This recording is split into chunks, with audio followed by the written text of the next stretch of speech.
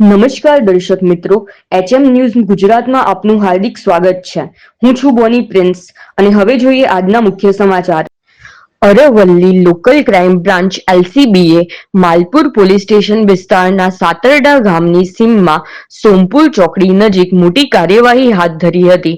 પોલીસને મળેલી બાતમીના આધારે વિદેશી દારૂનો જથ્થો લઈ જતી મારુતિ સ્વિફ્ટ કાર અને તેનું પાયલોટિંગ કરતી હ્યુન્ડાઈ i20 કારને રોકી તપાસ કરતા કુલ ₹13.02 લાખના મુદ્દામાલ સાથે 4 આરોપીઓને ઝડપી પાડવામાં આવ્યા હતા, જ્યારે 2 આરોપીઓ અંધારાનો લાભ લઈ ફરાર થઈ ગયા હતા.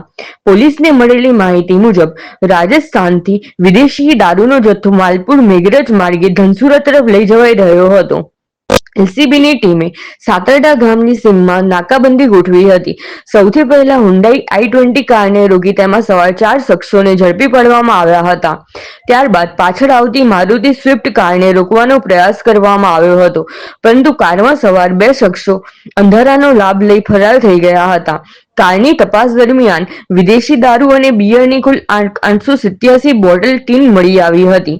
પોલીસે સ્થળ પરથી ₹2.65 લાખનો વિદેશી દારૂ, બંને કારોની અંદાજિત ₹10 લાખની કિંમત તેમજ 4 મોબાઈલ ફોન મળી કુલ ₹13,02,175નો મુદ્દામાલ કબજે કર્યો હતો.